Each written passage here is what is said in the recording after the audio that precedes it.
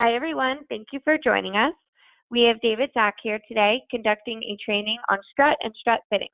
If you have any questions during the webinar, please use the question feature and we will go over all of your questions and comments during the wrap-up section at the end. So without further ado, I'll pass it over to Dave. Good afternoon, everybody. Thank you for your time today on Monday. I realize some of you are still in the morning on the West Coast. See quite a few familiar names in the attendee list. So I thank you for your time. Today's webinar will focus on strut and strut fittings. Some of the areas that we'll hit on during our time together is the origin of strut. We'll talk about channel strut itself, the fittings, and throughout the presentation, be sure to share quite a bit of the product applications. On the first one there of the origin of strut, why it's used, try to get us that foundation in which we could build off of going forward. I want you to be aware that this is basic training. We are not going to dive deep into going through the formulas for load factor or deflection factor. A lot of that you'll be able to pick up from just what channel strut or fitting is spec'd. I kind of equate it to when I was going through hydraulics school and all the time that was spent on going through formulas for cylinders, and then you find out at the end you're just replacing or going by a spec on a cylinder and you don't have to do the math. So we're all about basic training today. Within the Ideal Trident group, there are 3 organizations that manufacture channel strut and the fittings. The first that came into the fold is Wesanco, and they are based in Southern California. Next was Florida Strut, which is based in Ocala, Florida. And we ship quite a bit of our strut that east of the Mississippi River and even into Texas from Florida Strut. In case you're not aware, there are many 18-wheel trucks that deliver goods into Florida, and a lot of them leave empty. So it is very cost affordable to ship product from Florida. And the latest that came into the fold is Versabar, and they are located in New Jersey. And what I mean by the product offering is we have the channel strut itself, and I'm going from the upper left across and then down to the cushion clamps, the fittings, utility brackets, the strut nut, and the specialty items. So to give you an idea of just the channel strut, we do 22 different profiles and configurations. Of the fittings and the brackets and the specialty items, we have over 160 different types. And then we have the cushion clamps, which is the ZSI offering. So a complete quality line of product. Thought you might find of interest the production facilities. So I always like to show a little bit where and how the product is manufactured. So in the upper left-hand corner, we have Wesanco. So they are forming the channel strut, and there's also robotic welding for back-to-back channels.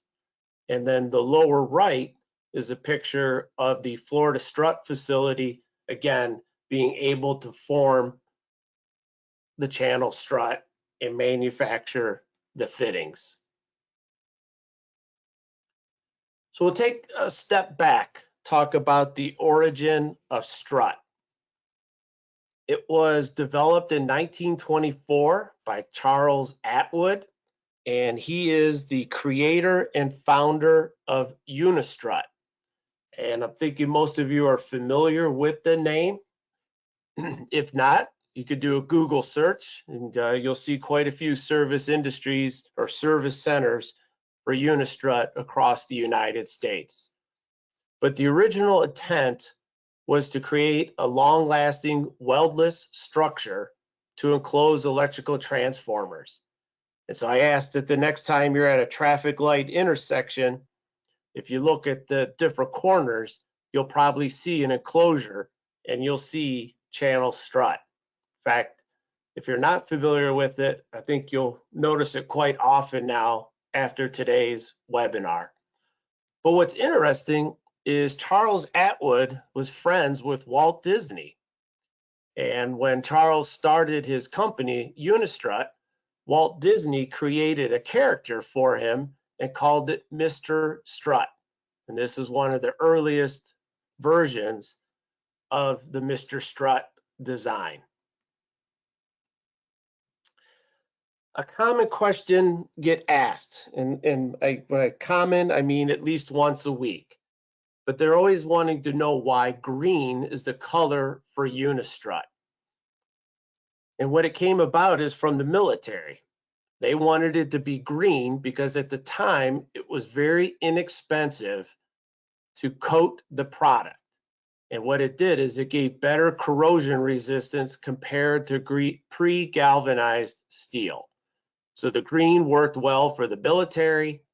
It gave it better protection in the elements in the field, and voila, we have green. Today, it is no longer very cost effective. It's actually quite costly, but at the same time, we've had quite a few different materials come about for manufacturing channel strut. Industry uses. By far the most popular are plumbing, mechanical, hydraulic, electrical, and the original equipment manufacturers. And here are some pictures. If I start in the upper right, you can see they created framing for solar panels. Next, on the left center, you can see they came up with a way to support the ductwork. And if you've been into large facilities, whether a grocery store or a Walmart supercenter or an IX or convention center, you'll see above quite a bit of the channel strut for supporting piping, tubing, and ventilation. But I call this the big kids erector set. And really, it's the only limit of what could be used, how it can be used, is the individual's imagination. And I have seen it used with deer stands, trade show booths, workbenches, and whatnot. And so here you can see an example of a platform stand as well as a workbench. In fact, we use it for our trade show display booths for holding up a TV and a product display. There are 5 key strut differentiators. There's the profile, the gauge, perforation, finish, and length. And if you recall at the beginning, I said we offer 22 different profiles and configurations. And by gauge, it could be a 12 gauge, 14 gauge, 16 gauge, 19 gauge. It just goes on. And we'll dive deeper into each of these. But the key takeaways is that the different gauges, as well as the heights, directly correlate to loads. And just as a reminder, we will not be going through the formulas for loads. You can find those already in our product catalog. And the thicker the gauge and the larger the profile, the more weight that will be supported. So, time for a poll. I'm going to expand my menu to see this. So, Courtney, if you could launch the first poll, please. And if you think back, just to have a little bit of fun, but who created Mr. Strut? Yeah, we're roughly about half of you who have voted, whether it be Seth MacFarlane, Will Hanna, or Walt Disney. Give a few more seconds here. We've crossed the 80% voted. So we'll go ahead and close it. We'll post the results and correct. 100% for Walt Disney. Very nice. And I just think it's interesting that COVID-19 was the only time that Walt Disney and Walt Disneyland had to close. Diving back into the channel strut. So you can see here where a pallet has been stored and ready to ship.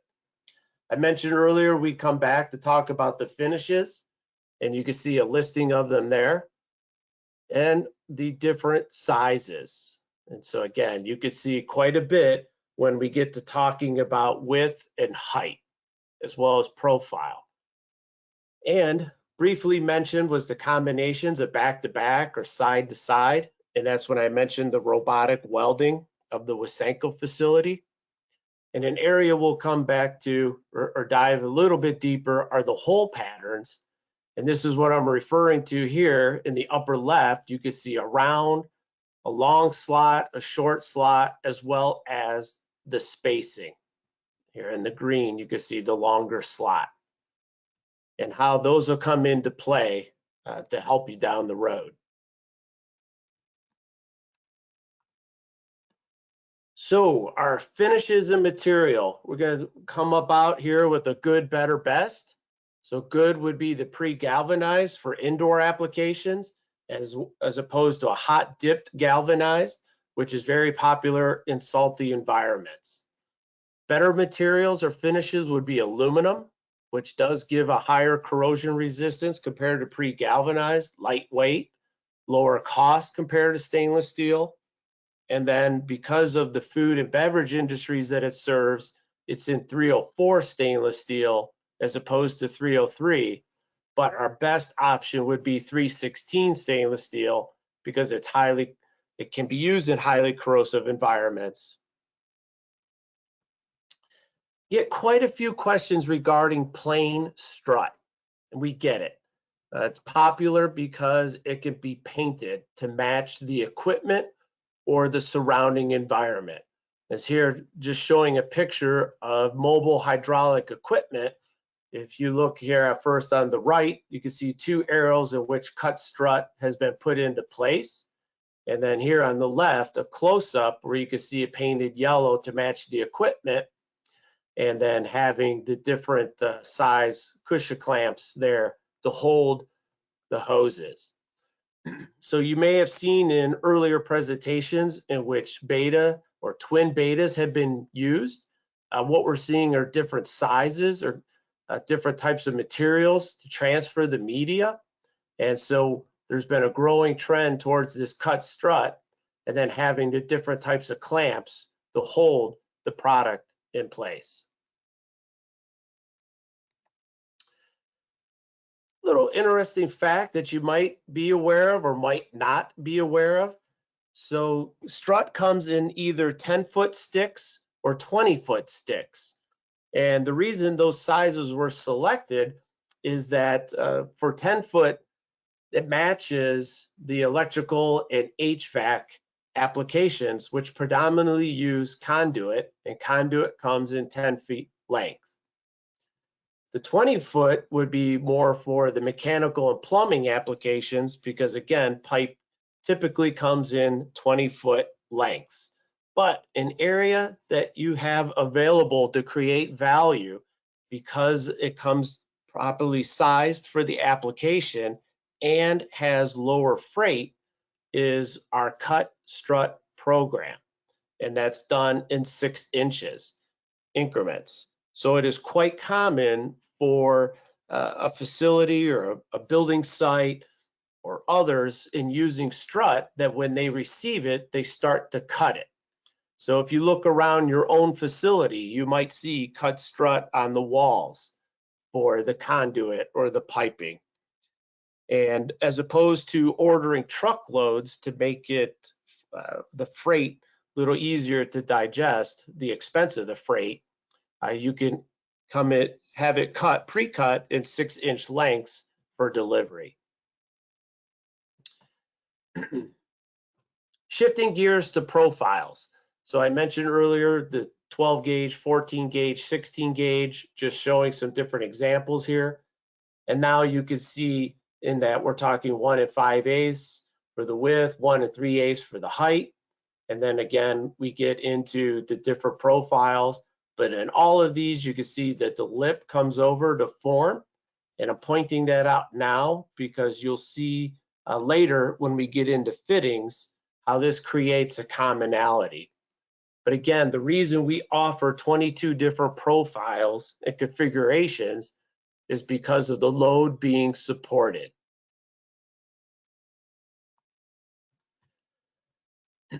So I find it's one thing to mention a back-to-back channel strut, and then it's another to see it in, I guess, graphical form, as well as in an application. So we often find ourselves constrained by space. There's only so much available. If you think back to your grocery stores or your Walmart supercenters, the chip manufacturers, now all the data that's being stored into the clouds and having these facilities for supercomputers and the cooling lines, it makes sense to have back-to-back channel strut. And so here's an example, the top right, that shows different size piping being used, as well as the different type of clamps that are being used, as well as offering space for the insulation. And then the lower right, this one's just more of an example to show how it could be used. But there may only be so many trapeze available for running your conduit or pipe. Now, let's spend a moment on this slide before we get to our next poll question. So we have here on the left a single channel profile. This is our most popular profile, 1 5/8 width by 1 5/8 height. And now you can see we took that same profile and we went back-to-back channel. So the question becomes, which will support more load? So Courtney, if you could release that poll, please. It is now open. And people were paying attention. I appreciate it because we are quickly getting the votes in. We're just over half.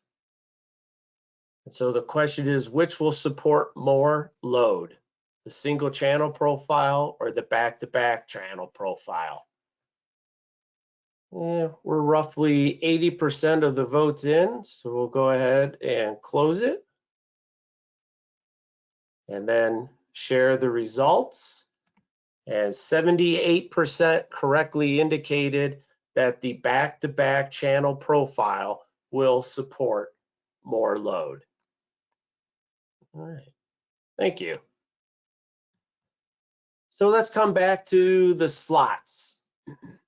And again, never easy with one selection, but we could have the solid with no perforation, short slots, long slots, holes, and knockouts, the KO.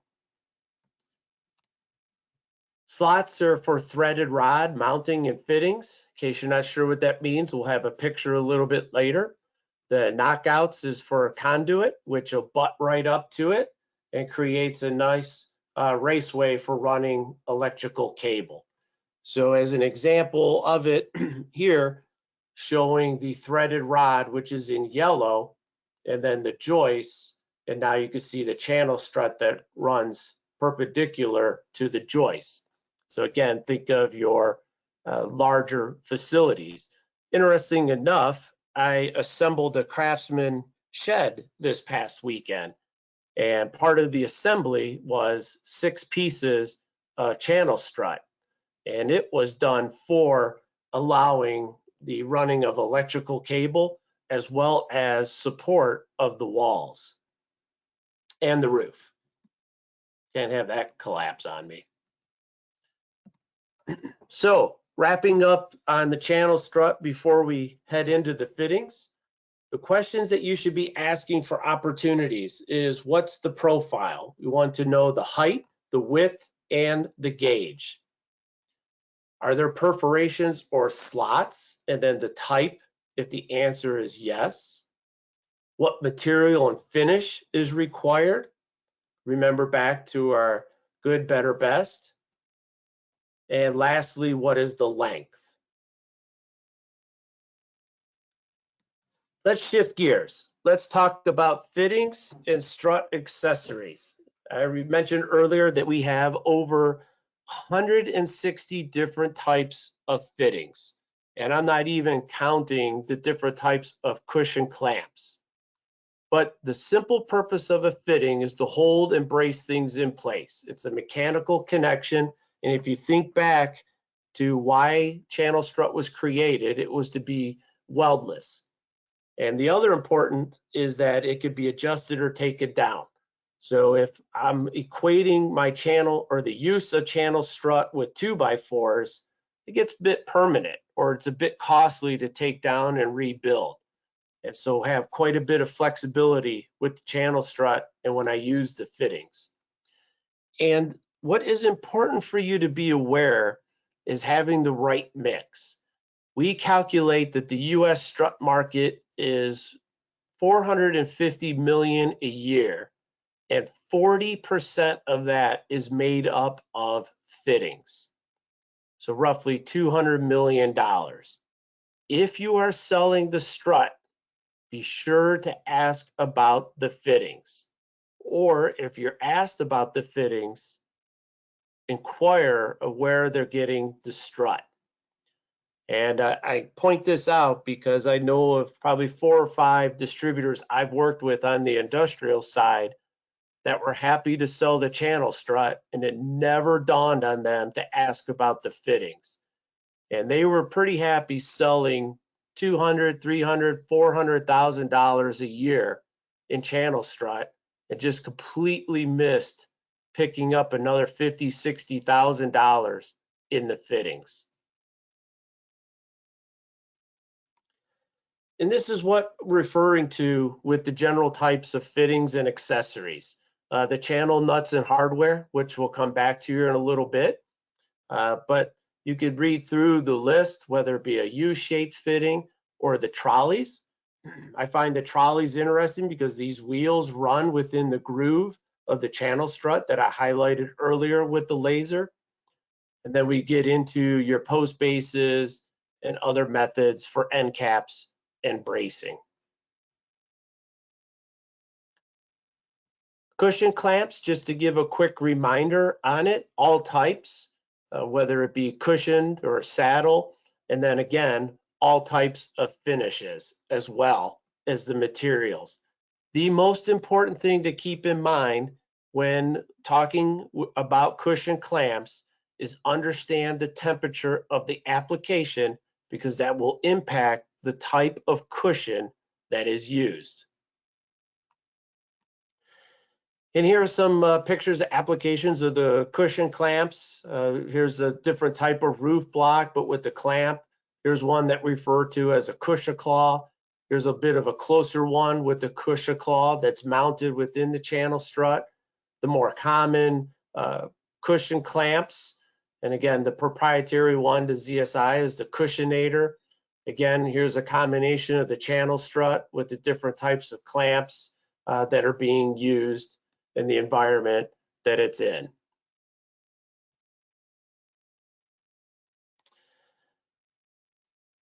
Fittings. We have the plates, the bases, the T's, the crosses, the trolleys, the raceways, everything you could think of with just normal fittings, whether it be in hydraulic or electrical. And again, the different types of finishes and materials are available. And I cannot stress enough that if you're using a post base, such as where the laser pointer is, it must be permanently mounted. Quite often we'll hear a story where somebody just had this laying on the ground, they built up the structure, it tipped over, to find out that they never mounted the base in place. Strut nuts, quite funny name. Some just refer to them as the channel nuts. Here, the concern would be the different type of spring. Again, we have the different types of finishes and materials available. But here's a close-up of what it looks like. And the next screen will show how the channel nut or the strut nut is installed. But again, if you recall, we have the profile here of it. And you could see that there's a perfect cutout in this channel nut. It almost looks like a pyramid. If you can see where the laser pointer is showing the examples in the upper left, but it catches in the rail of that channel strut. And the way it gets installed is you'll put that nut in parallel with the opening or the ridges of the channel strut. You'll rotate it perpendicular or 90 degrees. It'll catch within those grooves on the rail. And now you can install your fitting or accessory. So this particular case, I've got a bracket to hold the two pieces in place, and I could tighten it in place through the spring. So this page is in the catalog. In fact, after the presentation, we'll make it available to you with a link to the recording, and then share the answers to any questions as well. A few more in the category of fittings. We have the utility brackets. So you find that they're sized quite well and save a little bit of fabrication down the road or in the field. Some of the specialty items hit on earlier with the raceways. So these wheels will rotate. Also here, a caster style.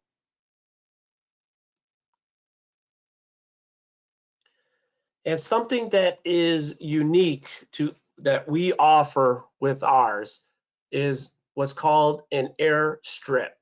And so it's a cushion that'll go between the ductwork and supporting channel. It could be pushed into the channel strut and then give it that cushion that it'll rest upon. So here in the center now, you can see the way it would fit within the channel strut. So it dampens the noise, reduces vibration, protects against edge, has quite a wide temperature range for use. We are the only ones that manufacture it, and it's proprietary. So with that, let's launch into our third and final poll. Courtney, if you could pull that up, please.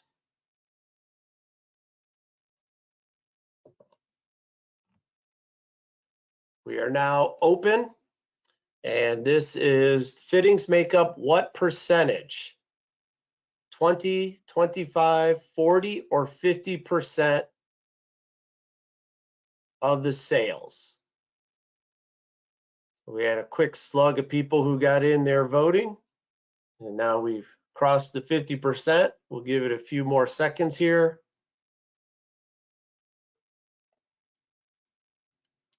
We're about 80% voted, so we'll go ahead and close it out.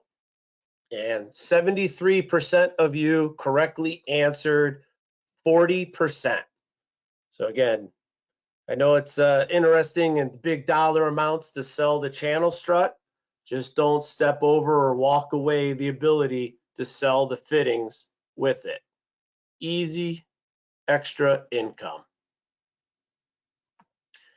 So let's wrap it up with some product application pictures.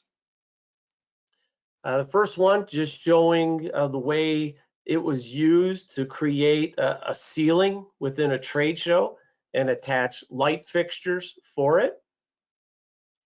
Gave some flexibility if it wanted to be painted or the type of finish. Here's one in that it creates the steps to go up into a utility box. So here we have the different base plates as well as the structure and the steps with the platform and the rail.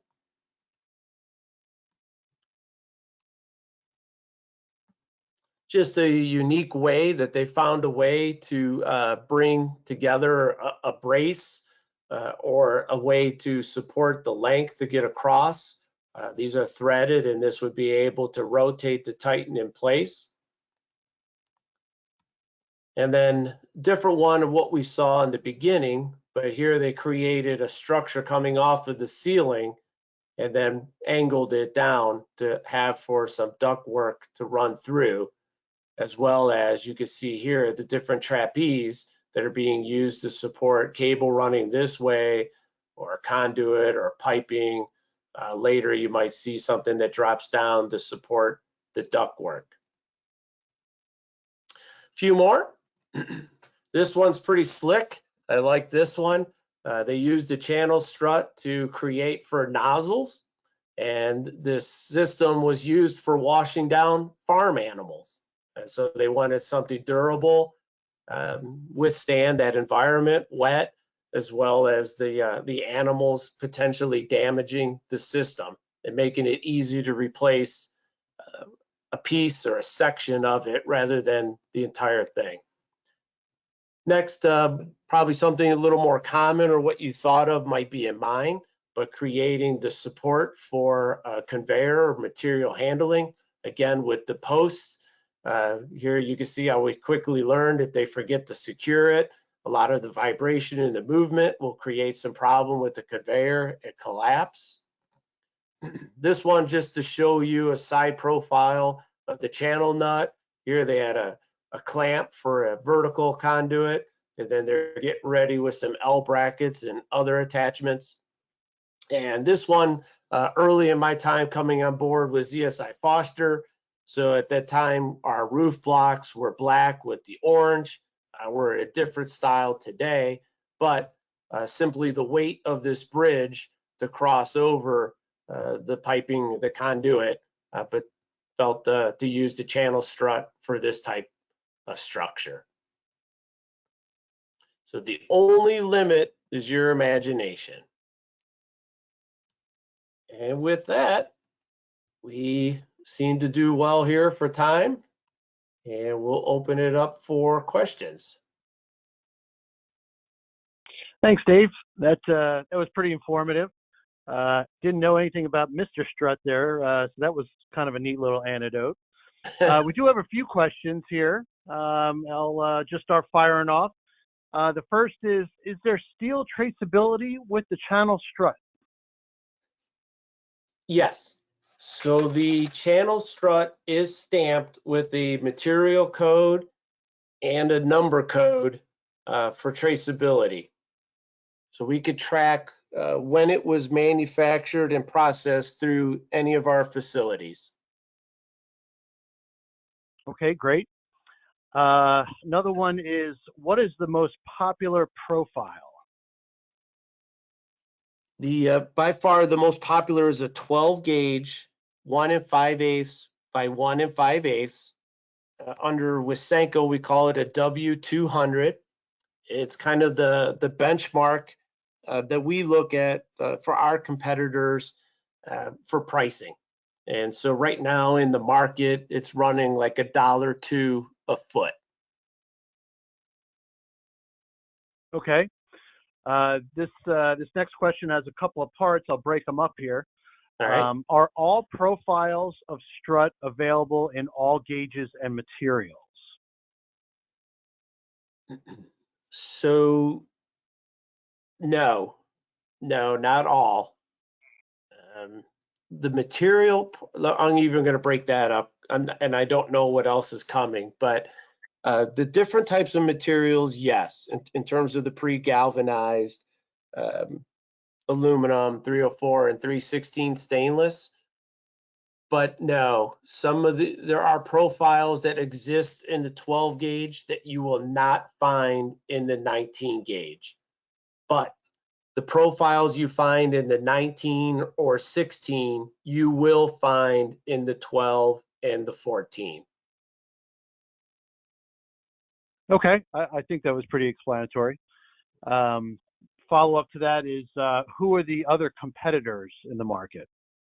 Well, the big gorilla is Unistrut, by far, good chunk of the market share. There's great. Now when I get asked the question, the brain freezes. I can't think of it. But there's a manufacturer in Ohio as well that has a good portion of the market share. I would say they're probably the third or fourth largest.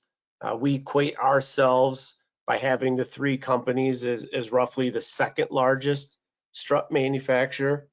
And there's a couple of smaller ones in Texas and Arizona. I think it's probably best to allow the competitors to remain nameless anyway. The one time it paid off to have a brain freeze. That's right. The last part of that is, are all fittings and fasteners interchangeable with other manufacturers?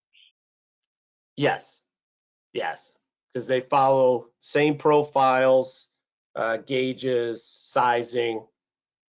Yes. Okay. And last one that I have, unless we have a late comer to the party, but do I need to calculate the load factors? Well, if you're a math guy or math woman and love to do the calculations, go ahead. But the answer is no. They are readily available and published in the catalog as well as the website. You'll have it right there for you. Not only the load factors, but you'll also we also publish the deflection factor. Those are some insightful questions. Those are good ones. Okay. Well, unfortunately, I've run out of those good questions. So that's it for the Q&A. Beautiful. Well, everyone, I greatly appreciate your time. Tried to keep it at 40 minutes, which is about where we are. And hopefully you've enjoyed this one as well as some of the other Ideal Connection webinars. And we have a few more coming up this week and scheduling ahead for the next coming weeks. Thank you for your time. Have a good afternoon. Bye.